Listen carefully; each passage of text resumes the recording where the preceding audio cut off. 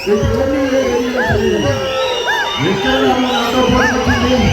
నువ్వు 4,000 వస్తే, నువ్వు 4,000 ఉంటే 12,000, 33,000, 58,000, 35,000 చరిత్ర నాదిక్కడ.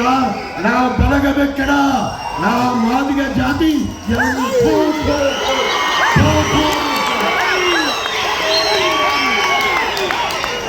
ఏనాడైనా దళితుల గురించి, దళితుల బిడ్డల గురించి, మాదిగ జాతి కాదు నీ బయళ్ళ జాతి గురించి ఒక మాట మాట్లాడితే ఉండా. నువ్వు దళిత ద్రోహివి, నువ్వు దళిత ద్రోహివి. అందరూ నిన్ను మంత్రిగా ఉన్నప్పుడు దళిత దొరాడేది విని నేనే దళిత దొరాడేతో నాది కూడా చెప్పడానికి గర్వపడాలి, దళితులు అని చెప్పుకోవడానికి గర్వపడాలి, దళిత పక్షపాతి గర్వపడాలి. నేను దొరాడడానికి గర్వపడతాను. నువ్వెంత నీ బతికెంత, నువ్వెంత నీ బతికెంత అడుగుతావు. రాయిలేస్తాను రాయిలేస్తాను చెప్తే లక్ష్యం చేస్తాడు. ఇది ఎందుకుంటాడు వాళ్ళు వాడు పోతుంటాడు.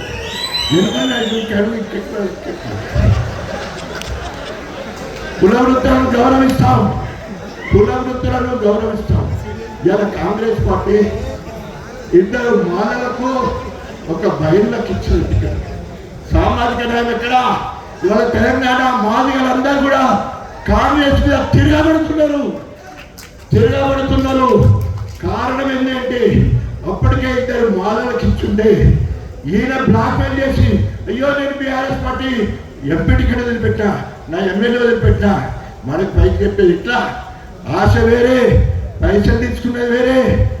నాకు నేను పోతే కేసీఆర్ చెప్తా ఉన్నాడు, పెద్ద ఆయన దగ్గర ఎంపీ తోటి పెద్ద మూట. కేసీఆర్ దగ్గరకు వచ్చి నా బిడ్డలు నీ చేతులు పెట్టాలా, నువ్వు కూడా కొంచెం చిన్న మూట ఎత్తావా అన్నట్టు.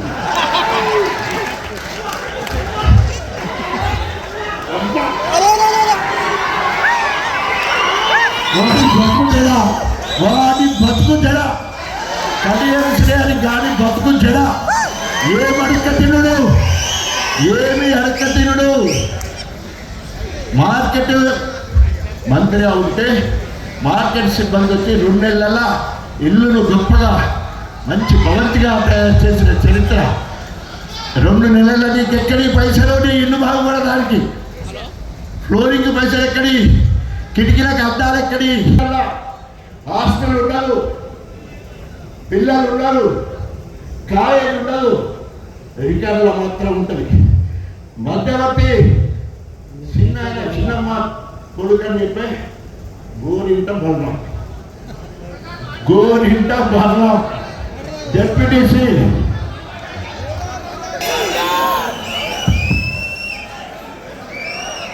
ఆనాడు వార్తా పేపరు చాలా గొప్పగా సగం కింద పేపర్ మొత్తం కూడా ఒక పక్క కల్లాయి ఫోటో, అంటే కడియం గాడి ఫోటో, కడియము గాడి ఫోటో. ఈసారి గోరింట బలరాం ఫోటో వేసి గోరింట బలరాం కొండంత ఎట్లా అయ్యాడు హెడ్డింగ్. గోరంత ఉన్న బలరాం కొండంత ఎట్లా అంటే సోషల్ మీడియాలో ఏ పని జరిగినా గిన్నెలు గోళ్ళు ఉంటే, పెట్టెలు ఉంటే, పప్పు ఉప్పు చింతపండు ఉంటే, ఏది కొన్నా కూడా ఆ పసిపిల్లల నోటికాడి బుక్క 10% ఈ రాబందుకి ఇవ్వాలి, 10% కడియబడే రాబందుకి ఇవ్వాలి. ఆ 10%లో 2% వసూలు చేసుకొచ్చే బలరాంకు 8% కడియం సీఎల్కి. ఆ 2% అయిననే కోట్లకు ఎదిగితే కడియం సీఎల్ ఎక్కడికి ఎదిగిందని చెప్పేసి ఆ రోజు పేపర్లో పెద్ద హెడ్డింగ్ వార్తా పేపర్లో రావడం జరిగింది.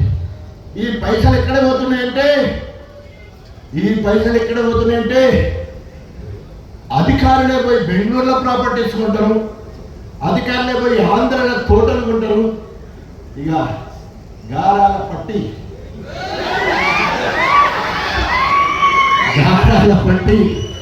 కావ్య ఆయన పేరు కావ్య నజరుద్దీ దేశాలలో ఉంటారు. మలేషియా, సింగపూర్లో వాళ్ళు ఉంటారు. 3 నెలల 18 రోజులు అక్కడ ఉండి అయ్యా ఇక్కడి నుంచి వెళ్ళి హవాలా ద్వారా పైసలు పంపుడు, వాళ్ళు అక్కడ భూములు కొనుడు. హవాలా ద్వారా హవాలా అంటే మీకు అది ఇప్పుడు తెలుసు. 97లో కడియం తెలుసు హవాలా. 97లో కడియం చేయడానికి హవాలా తెలుసు. పైసలలో 10%, 7%, 8% కట్ చేసుకుని ఇక్కడ ఇస్తే అక్కడ ఇస్తారు పైసలు. కడియం శ్రేణి భార్య ఇద్దరి మీద ఒక అడ్రస్. కడియం శ్రేణి ఒంటరిగా ఒకే అకౌంట్, 2 అకౌంట్లలో పైసలు ఇస్తారు. అక్కడ బినామీ అడ్రస్ మీద వాళ్ళు అక్కడ భూములు కొనిపెట్టే కార్యక్రమం. ఇది సోషల్ వెల్ఫేర్ మినిస్టర్గా ఉన్నప్పుడు. సోషల్ వెల్ఫేర్ మినిస్టర్ అయిపోయింది ఎడ్యుకేషన్, విద్యాశాఖ, ప్రాథమిక విద్యాలయాలు అందరినీ పక్కన పెట్టి డిఈఓలను